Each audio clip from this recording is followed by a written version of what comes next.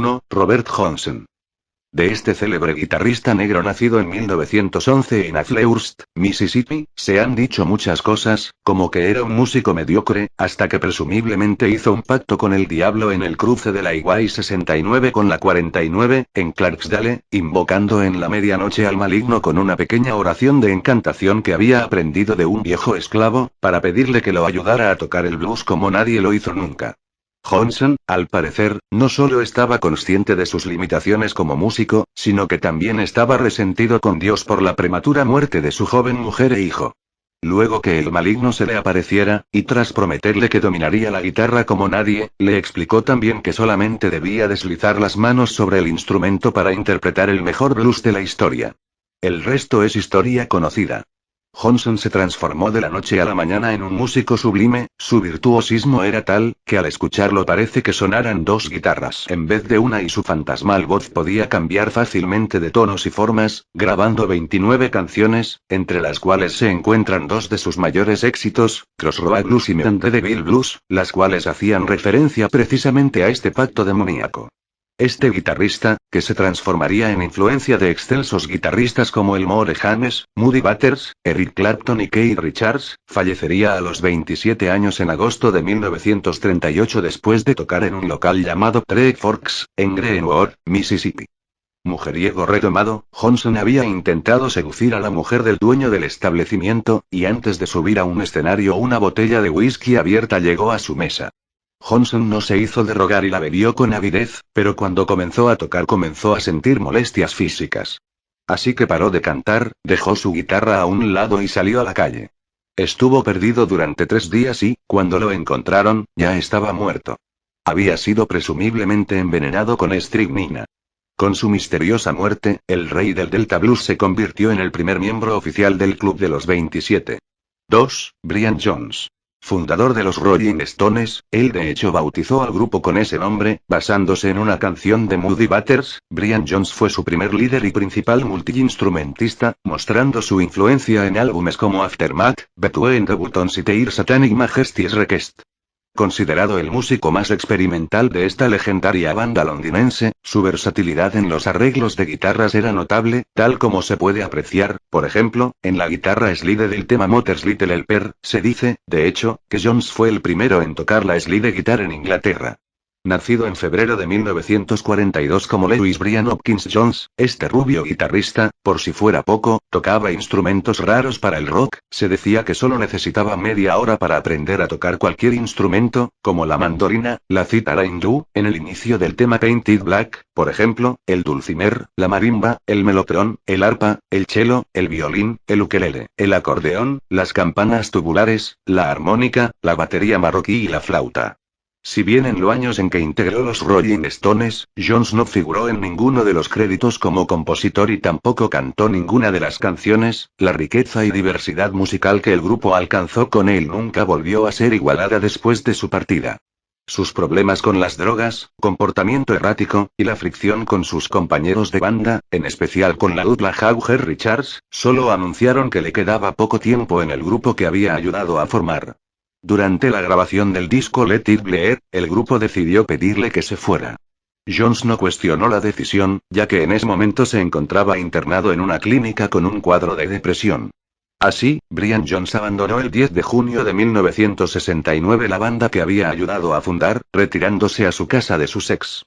En todo caso, a pesar de haber sido expulsado de su propio grupo, Jones no se sentía particularmente infeliz, pues su cabeza estaba plagada de proyectos junto a otras estrellas de la talla de John Lennon o Jimi Hendrix. Además, mujeriego impenitente como era, ya vivía con su nueva novia, una bella bailarina sueca llamada Anna Wallin. Pero un mes más tarde, inexplicablemente, Jones fue hallado muerto flotando en su piscina. Junto a su cuerpo se encontró su inhalador de asma, que se encontraba al borde del estanque. El informe del forense detalló muerte accidental y la causa fue la inmersión en el agua bajo la influencia del alcohol y las drogas. Los informes de la policía indicaron que el músico había muerto a causa de un ataque de asma, enfermedad que sufría desde la niñez, aunque en la actualidad esta versión todavía es muy discutida. En su libro Stone Alone, el bajista Bill Wyman opinó que si alguna vez un hombre vivió genuinamente la vida del rock and roll y caracterizó a los Rolling Stones en todos sus aspectos, mucho antes de que los cinco asumiéramos un estilo, ese fue Brian Jones. 3 días después de su muerte, durante un concierto en Hyde Park, el cantante Mick Jagger lo homenajeó recitando un poema de Percy Shelley. Paz, paz barra él no ha muerto, no duerme barra despertó del sueño de la vida. Brian Jones fue enterrado el 10 de julio en Cheltenham, su pueblo natal, y la inscripción que se escribió en su lápida ahorraba todo comentario. No me juzguéis con demasiada severidad. Brian Jones, el mismo chico vividor que a los 15 años ya tenía 3 hijos ilegítimos, se encumbró a lo más alto fundando a los Rolling Stones, la banda de rock más importante del mundo en su momento, transformándose en su integrante más popular, pero terminó precipitándose como un cuerpo inerte flotando en el fondo de una piscina. El temido Club de los 27 ya tenía a su segundo miembro. 3. Jimi Hendrix. James Marshall Hendrix, mejor conocido como Jimi Hendrix, nacido en Seattle, Estados Unidos, el 27 de noviembre de 1942, es considerado el más grande guitarrista en la historia del rock and roll y el blues eléctrico.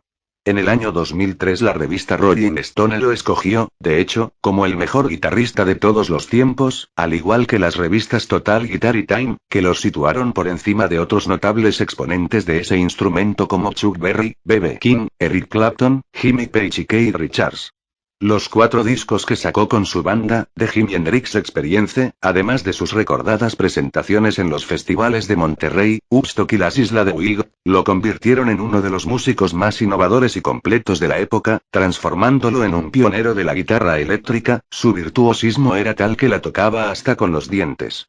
La idea de Hendrix siempre fue la de crear texturas y sensaciones sonoras naturales, que fluyeran gracias al uso de nuevas técnicas con su guitarra, instrumento que, según los críticos, formaba parte de su cuerpo.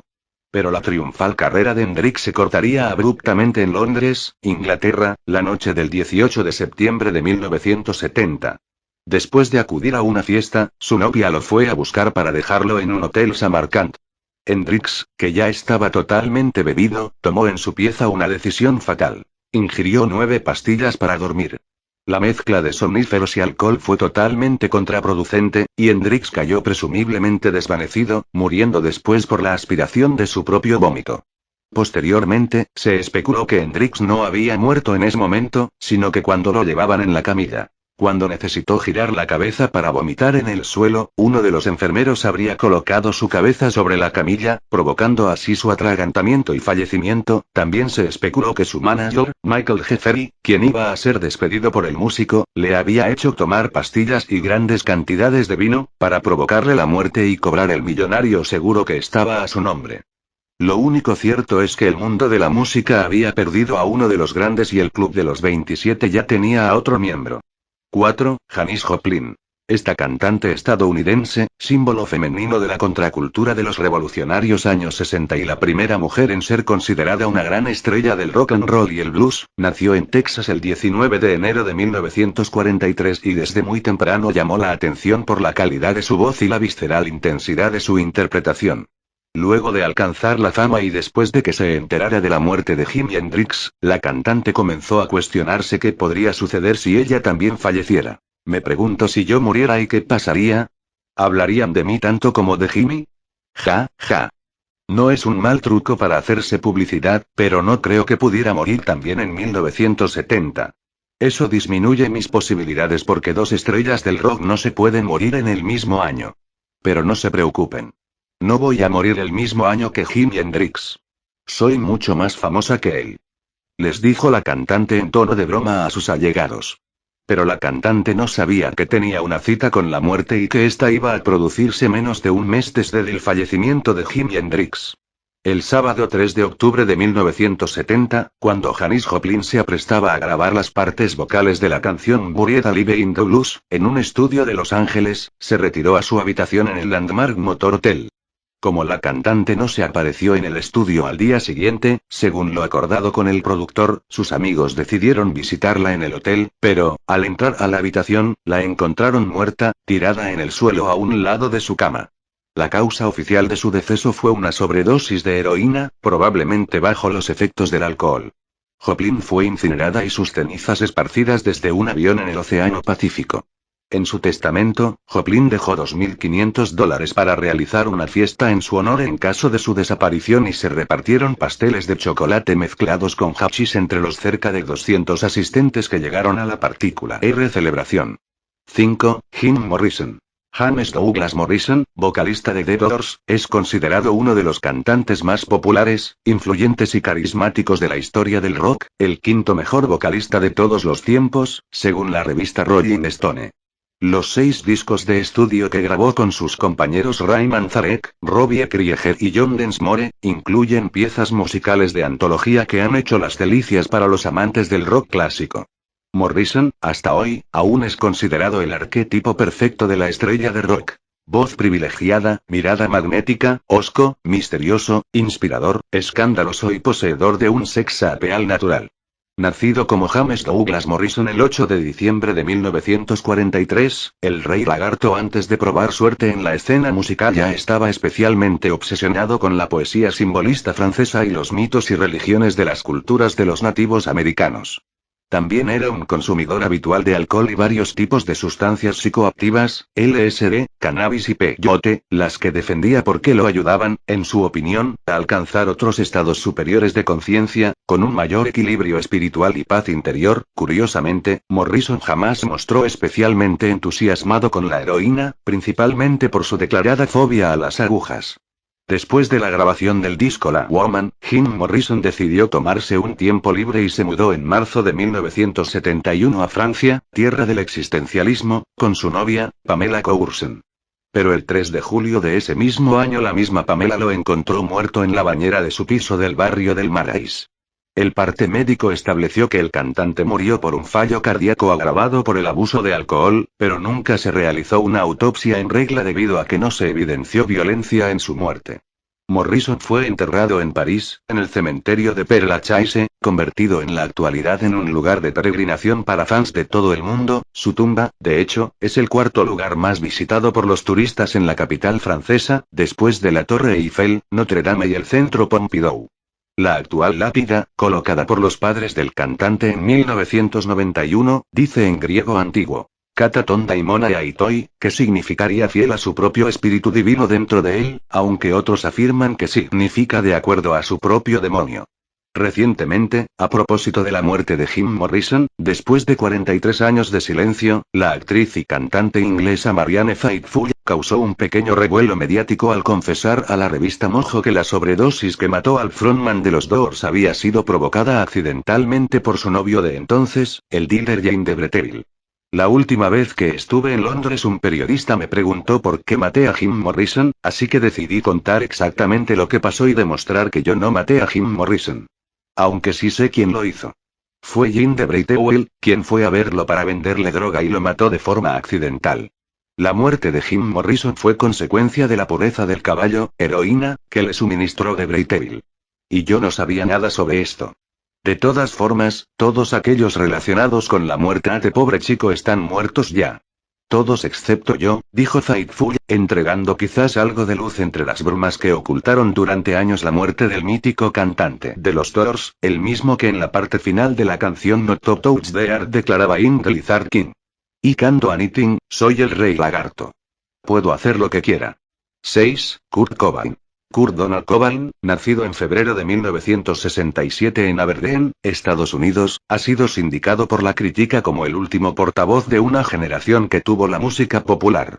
Y ciertamente no fue un epíteto exagerado.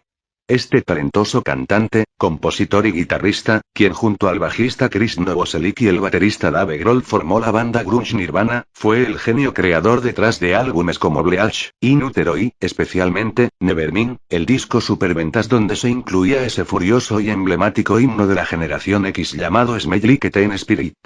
Pero Cobain, pese a la fama planetaria y el dinero que le llegaba a raudales, también se sentía incómodo y frustrado, creyendo que su mensaje y su visión artística habían sido malinterpretadas por el público. Además, su notoria incapacidad para hacer frente a las presiones profesionales y personales de su vida, lo fueron convirtiendo en un adicto a la heroína y los tranquilizantes. En febrero de 1994 Cobain hizo su última aparición en televisión en un programa de la televisión italiana, y en marzo, después de que el grupo tocara su último concierto en Alemania, al cantante se le diagnosticó bronquitis y laringitis severas, por lo que viajó a Roma para recibir tratamiento médico. A la mañana siguiente, cuando despertó, su esposa, Courtney Love, descubrió que Cobain había sufrido una sobredosis por una combinación de champán y flunitrazepam, que ella calificó de intento de suicidio. Después de 5 días de tratamiento, Cobain salió del hospital y regresó a Seattle. Su estado mental, por cierto, no era el mejor. De hecho, sus recurrentes ataques de depresión lo habían llevado a querer titular el último disco de Nirvana como Hate Myself and I Want to Die, Me odio a mí mismo y quiero morir. El 8 de abril de 1994 el cuerpo sin vida de Kurt Cobain fue descubierto en una habitación encima de su garaje por Gary Smith, un empleado que había llegado a la casa para instalar un sistema eléctrico de seguridad. Cuando vi el cadáver pensé que era un maniquí, dijo Smith a la policía, agregando que no había notado signos visibles de traumatismo, y al principio creyó que el cantante estaba dormido. Smith también encontró en un jarrón de flores lo que parecía ser una nota de suicidio, que decía entre otras cosas: por favor, Courtney, sigue adelante. Por francés. Por su vida, que va a ser mucho más feliz sin mí. Los quiero, los quiero. Al lado del cadáver de Cobain se encontró también una escopeta. Una autopsia concluyó que la muerte de Cobain fue el resultado de una herida por bala infligida en la cabeza. El informe estimó que Cobain murió el 5 de abril, alrededor de las 11:30 de la mañana. Wendy Fradenburg Cobain O'Connor, la madre del líder del grupo Nirvana, declaró posteriormente que ahora Kurt se ha unido a ese estúpido club de músicos muertos con 27 años, con el que solía estar obsesionado, a pesar de que yo le decía que se olvidara de esas tonterías.